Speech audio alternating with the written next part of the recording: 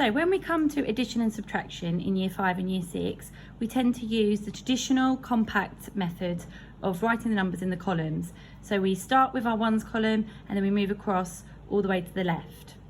So I have a lovely year 6 volunteer here who is going to demonstrate. So we're going to start with the ones column. So we're going to do 2 plus 1. Then we move into the tens column. So this is 30 plus 80, but what they're actually going to do is just call it 3 plus 8. And as you can see from my volunteer, she has realised that you can't put 10 in one digit box. So she has exchanged and carried her 1 over. Therefore, she's going to do the 4 plus 6, and she's going to need to remember to add on the extra 1. Again, she's exchanged, and now we have 6 plus 4 again in our thousands column. Brilliant.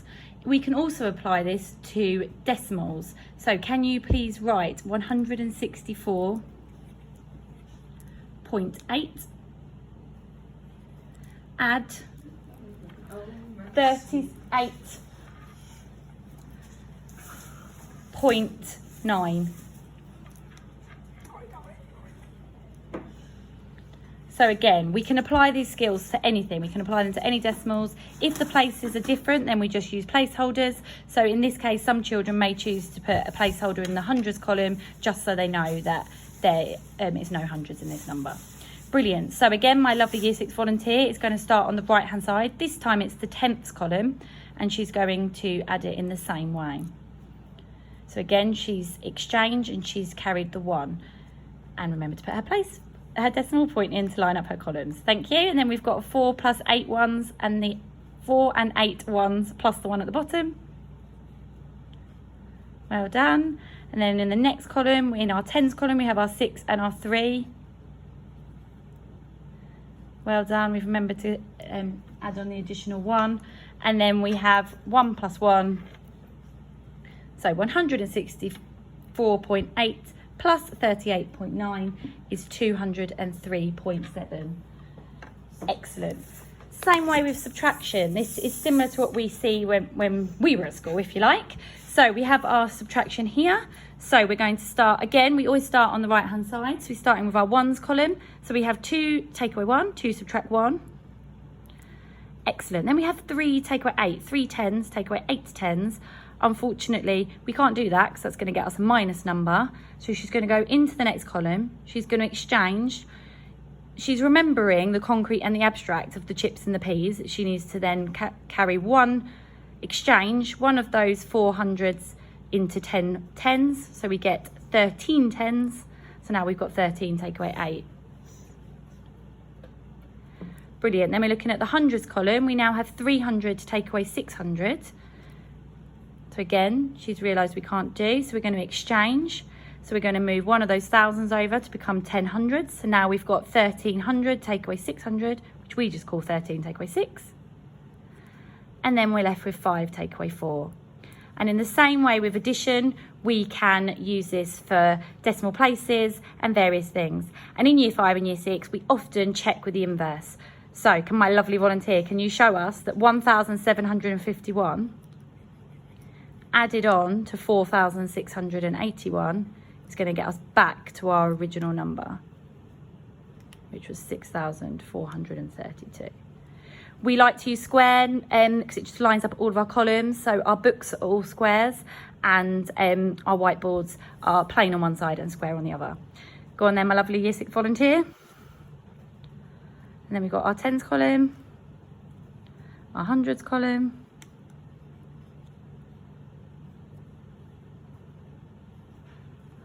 voila, we are back to 6,432, checking with our inverse.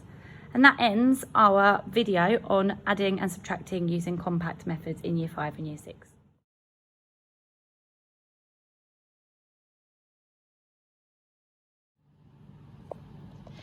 This video is going to talk about multiplication in year 5 and year 6 and division. So in year 5 and year 6, we tend to move on to the methods that you would have learned when you were at school. And hopefully you're quite familiar, and this will remind you of what we learned when we were at school. So I've got a year 6 volunteer here who is going to work through these calculations for us. So the first one we have is 352 times 27. So we're going to do the 352 times by the 7 on the first line. So we start with our ones column, so we have 2 times 7. Excellent, and we exchange, we carry that 1 over. Then we have 5 times 7. She's remembered to add as we went along, brilliant. And then we have 3 times 7. Amazing. Then we move on to our next line, and we're actually multiplying by 20 rather than the 2. So we need to put a placeholder in our ones column. Then we can just do looking at the digits, just like we did with adding and subtracting. So this time we have 2 times 2. We have 5 times 2. And we have 3 times 2. And all that's left to do is to add those 2 parts together. Starting again like we did with our adding in our ones column.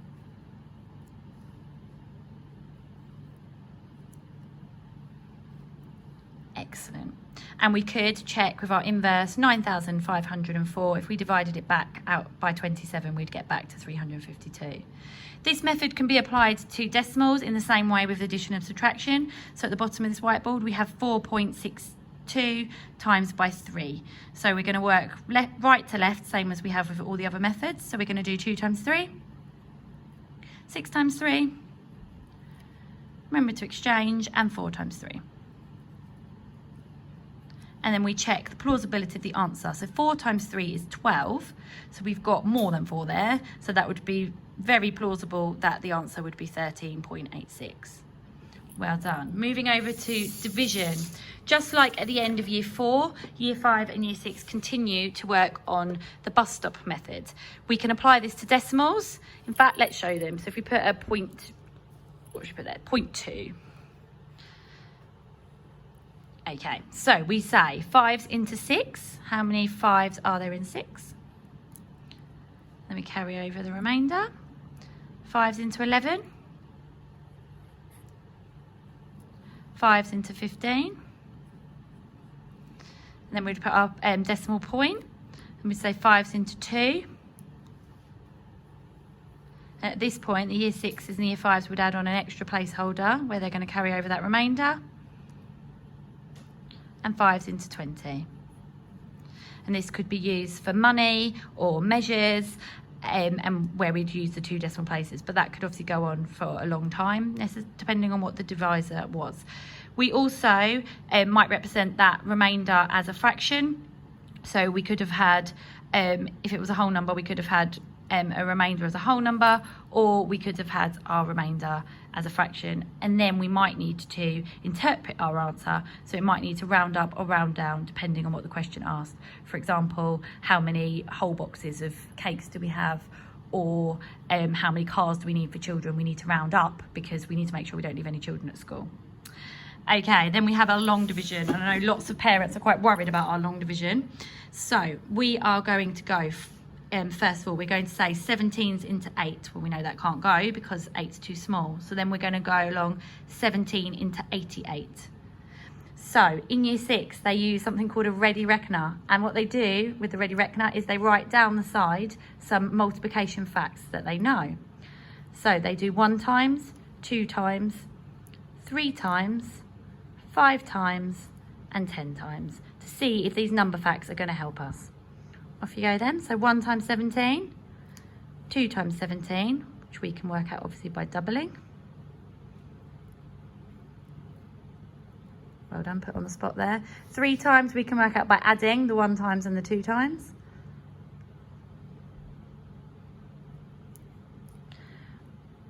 5 times we're going to work out by adding the 2 and the 3 times, or we could work it out by doing the 10 times and then halving. So we've decided to go for that method. So 17 times 10 is 170 and halved is 85. Okay, so looking down our facts, we can see that the one that comes before it, that we can share 17, or that we can share by 17, should I say, is 85. So the year 6 would write underneath what the fact is. So she's going to write 85 underneath for me. And we know that that is 5 times 17. However, when we've shared out those 88 pieces between 17, we've actually left with 3. So they do a takeaway sum, calculation should I say, sorry.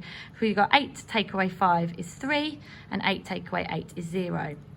Then we need to bring down that 4 in our ones column, and so we get the number 34. So using our facts on the left hand side, what can we see? 34 is 2 lots. So 884 divided by 17 equals 52.